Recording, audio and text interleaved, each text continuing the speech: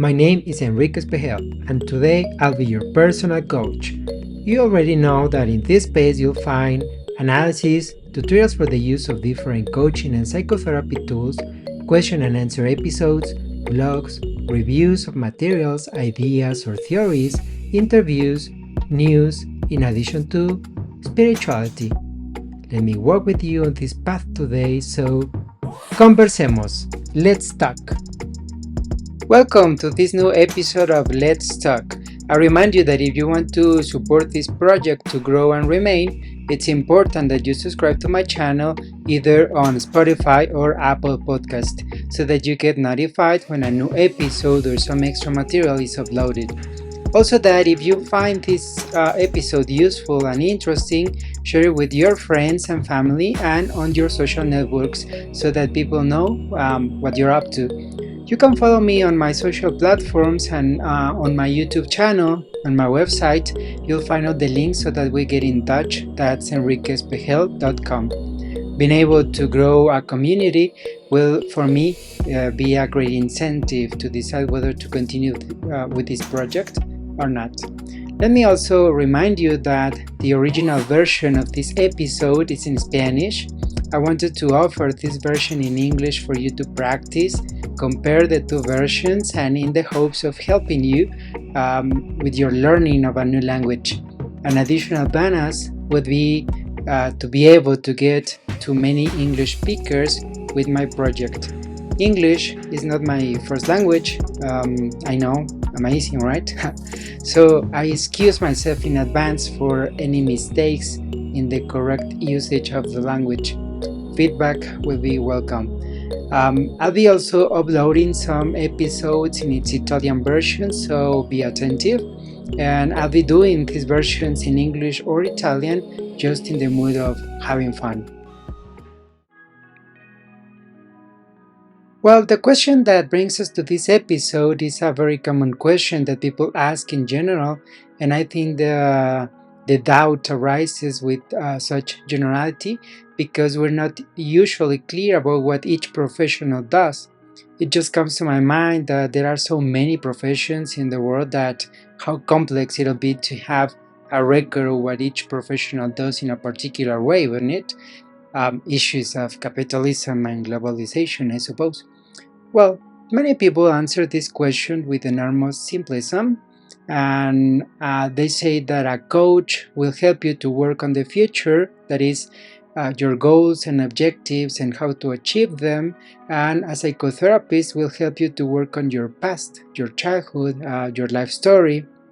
So, Enrique, is that the answer? Well, I wouldn't say that exactly. It seems to me a very simplistic and reductionist way of looking at the situation. There are those who even look for a way to romanticize things a little, and they say that you go to a coach when you want to achieve greatness, and with a psychotherapist when you want to heal. I wouldn't say that we need, I would say that we need to better understand each of these professions. The first thing would be to say that not everyone can practice psychotherapy. Not because someone is a psychologist, this person is trained to practice psychotherapy. People tend to say, I go with the psychologist, to refer to the fact that they're going to psychotherapy. However, not all psychotherapists are psychologists. For instance, a psychiatrist who is actually a doctor by profession could have been trained to be a psychotherapist. Then he works with his patients in pharmacological matters, and he can also work with them in psycho-emotional issues. Social workers are often trained as psychotherapists, and there are many sexologists who are not psychotherapists by profession. Psychologist by profession. So in summary, being a psychologist is not a synonym of being a psychotherapist. And for to say, many psychotherapists are also coaches. We're a rebel, right? Okay, then we're learning that not because you're a psychologist you can give therapy, and not because you give therapy you're a psychologist. However, it is true that a psychotherapist tends to have a lot of background in psychology and preparation or studies in it. The same schools that offer these programs base them on psychology and science. A serious program that trains psychotherapists will seek to train them in the psychological context or in all the psychological context that is necessary for their correct professional practice. A psychotherapist, also we're saying, does not prepare in a record time. The programs I know last at least 2 years. This is where the contrast with a coach starts. To begin with, it's important to say that coaching as a discipline, that is, as a method, can adhere to many other areas of knowledge or professions. For example, you can be an expert in finance and become a finance coach, or you could be a health professional and become a health coach. You could be a nutritionist and then become a nutritional coach. So it's clear that this type of coach meets particular needs of people through a method, which would be coaching, and as a scientific basis uses a previously acquired profession. In that case, there is no confusion. I wouldn't go with a finance coach to work on my relationship, would I? Or I wouldn't go with a health coach to work on my self-esteem, as I wouldn't go to a nutritional coach to find out why I'm blocked with achieving my goals or why I'm afraid to speak in public, right? So far, everything is very clear. There is no confusion, no doubts, or no conflict regarding professions. I would say that the conflict arises when a coach directs himself to a field called ontological. Ontological is everything related to the self.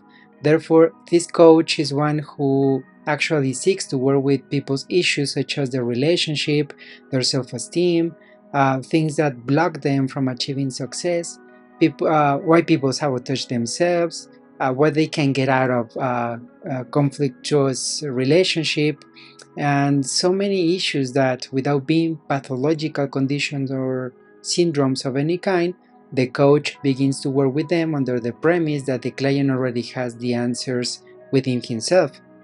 Many times these kind of coaches were preparing a weekend course or in a course of a few weeks, and then, as I tell my students, as a way of joking, of course, it is the kind of coach whose client tells him that he wants to work with his losing weight because he doesn't manage to commit himself to following a diet and exercise, and the approach, let's say methodological, of the discipline of coaching, as I already mentioned, is to explore options as in order to follow a diet who he can attend to for support, feel committed to begin as soon as today or tomorrow, that now he's going to drink a lot of water and all kinds of superfluous actions, but this kind of coach, or to this kind of coach, it does not cross his mind to see, for example, why and what for the client needs so much. Does he want to drive away or punish someone with his weight? Is there any kind of emotional emptiness that is being filled with food?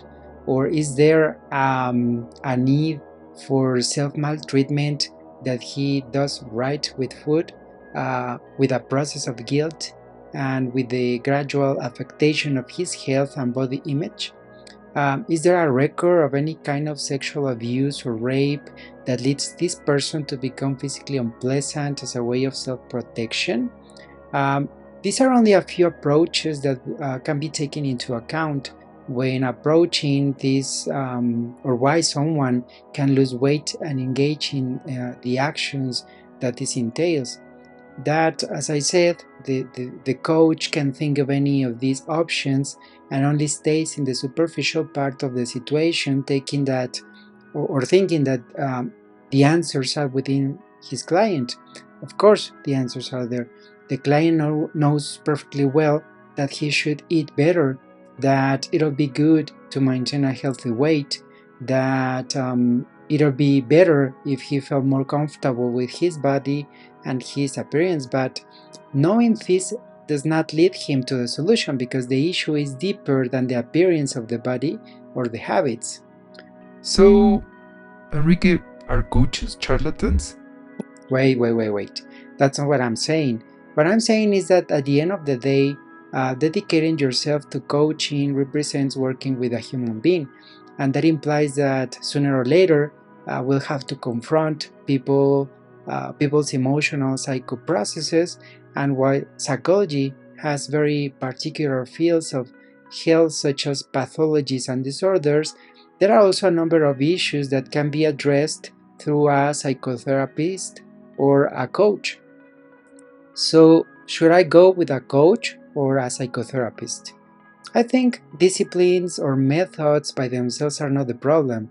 Yes, I know that psychologists have a strong disagreement with coaches, and many people think it's because a coach tends to earn much more than many psychologists do by doing basically the same thing. But I say that this is not necessarily the case. I rather say that the problem is because many psychologists are strict with their profession, thinking that coaches are a danger to people's psycho-emotional health because they consider coaches do not have their abilities as psychologists. Therefore, the answer is simple. It's not about which profession is better, but about how prepared a professional is. But this is not a thing of coaching and psychotherapy by themselves. Actually, this applies to everything. I remember once going to the doctor for a shoulder injury, and he didn't know what to do with it. In fact, a friend of mine who was a massage therapist told me exactly what my injury was. However, he didn't know how to treat me and or to treat the injury, and he had to refer me to a physical therapist. And only until then could I heal a problem that I was not aware I had. So the question wouldn't really be who is better, but who is best prepared, and with that professional, it would be a good idea to give ourselves the chance to work on our issues. Enrique, but I'm not going to take the risk, and I better go with someone who actually went to school. Well, that's a way of looking at things. It's a perfectly valid thought, however, somewhat dichotomous. It is the word used in psychology to designate a type of extremist thought. Let me tell you a little about my story with this topic. Many times, my students ask me how I learn so much or how I prepare myself to be a good coach and a good psychotherapist. And my answer is that while it's true that I have studied a lot, which I do not say as something that makes me special, actually, one thing that characterizes me is curiosity. And if it's said that cats are curious by nature, then I would be like all cats from a single country in one body. That curious I am. But I'm even more curious with things that really interest me. Then the reason for studying so much is basically curiosity. I want to know how everything works, from a machine that recycles birds on the street to the history of a country or the human mind. And although, as I said, I have studied a lot, what's helped me the most in my training as a professional has not been the studies, but my own process. At this point, if I add up all the time that I've taken psychotherapy, obviously not counting the periods in which I've not taken therapy, I'd say that I can add up in this process of self-knowledge a little more than 8 years. 8 years, can you imagine that? How long have you taken psychotherapy? By the way, how many people do you know who have taken so many years of therapy and you can actually notice it in them? In this process, I've learned a lot of techniques. I've learned how to address issues. I've learned how to work with the client. I've learned a better style of doing things. But on the other hand, I've also learned many things that should not be done in this profession. And one of them that a coach knows perfectly well, but not necessarily does a psychotherapist, is the importance to have a goal. You don't know how many times I got to a point in many therapeutical processes where I already felt that I came to pay for very expensive talks, which were not really helping me much anymore.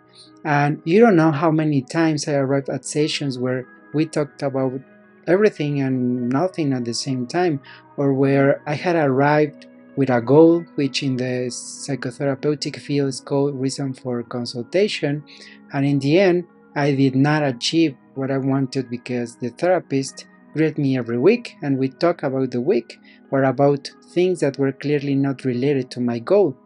I felt many times going to therapy that I wasn't achieving much even though we were working on certain issues. So, in my opinion, it's definite that being a psychotherapist or a psychologist is not necessarily a synonym of professionalism, nor that they know how to address issues or that they have the appropriate theoretical basis or methodology.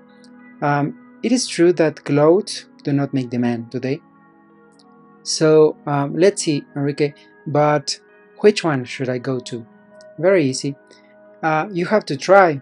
Another thing that I always say is that a coach or a psychotherapist is like clothes.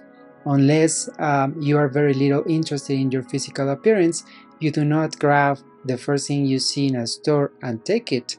You go and try it on, look at yourself in the mirror, compare, try on several clothes, take care that the garment adds to a wardrobe or a style you have, or if indeed you choose something totally outside of your wardrobe, it's surely to have an accent garment.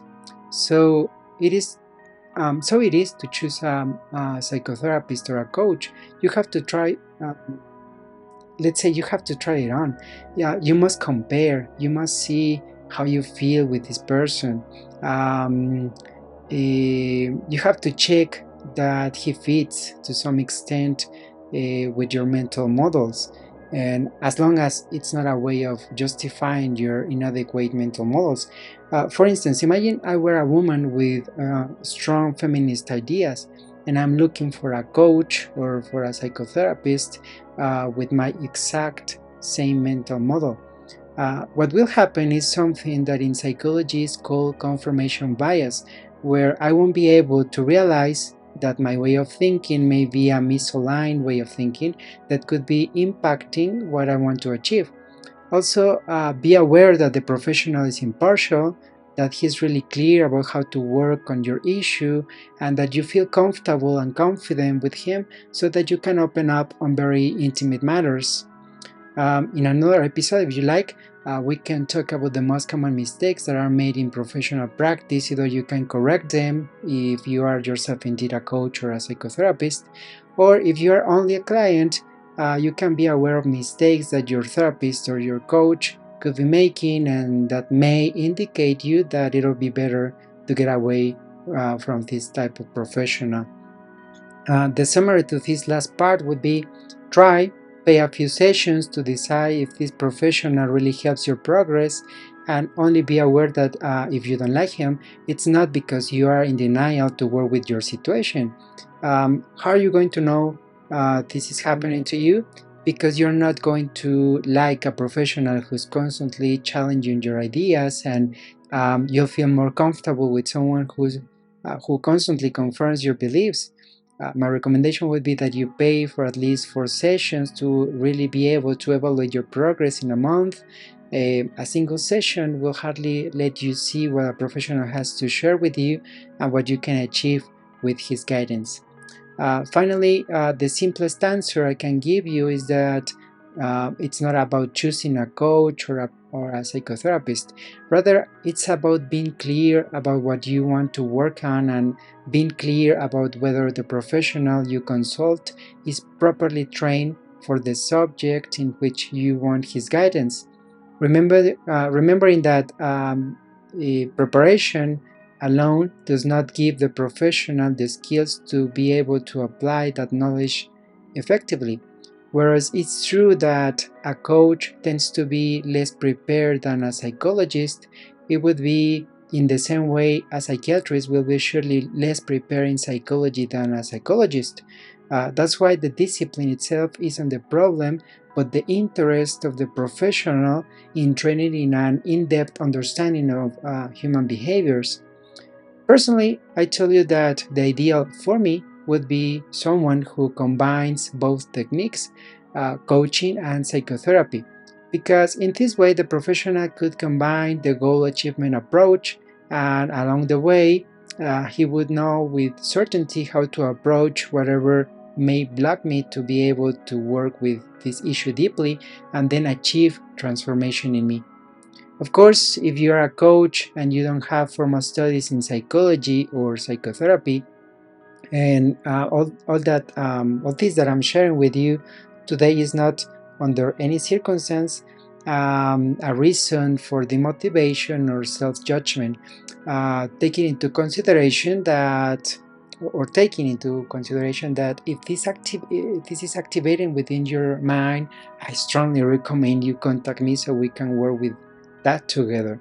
It'll be an invitation for you to prepare more every day in the psychological field so that you better understand the different approaches, theories, and techniques that psychology has to offer to be able to address different issues, and then you can apply what I call a deep process transformation. By doing so, you won't continue to fall into the practice of thinking that someone will lose weight just because they feel a strong commitment to you and in the seek of your approval to do what is necessary. Because sooner or later, that weight will return if the root cause that gives rise to the matter is not healed. That every day you prepare more to be able to offer quality services and to lead your customers, or your clients rather said, to transform their lives through transforming their mentality and all their mental process, and not just transforming mere circumstances. And if you're a user, I'd invite you not to get carried away thinking that one professional is better than the other in a generic way, but to allow yourself to know more clearly and find out what you're experiencing and who would be a suitable professional to guide you.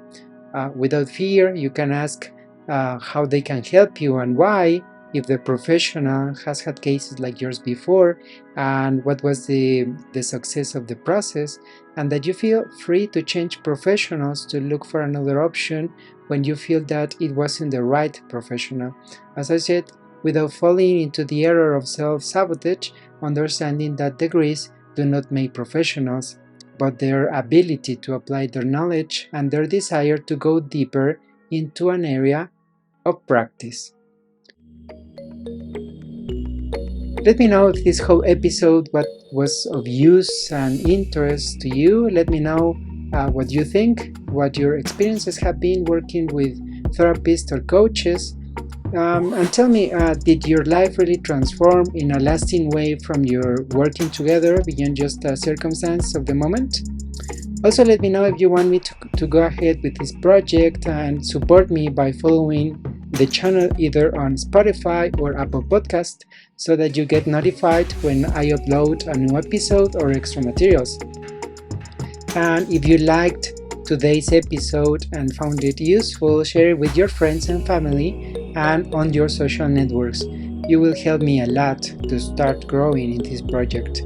You can find me on all my social networks and on my YouTube channel, where I uploaded more than 100 videos.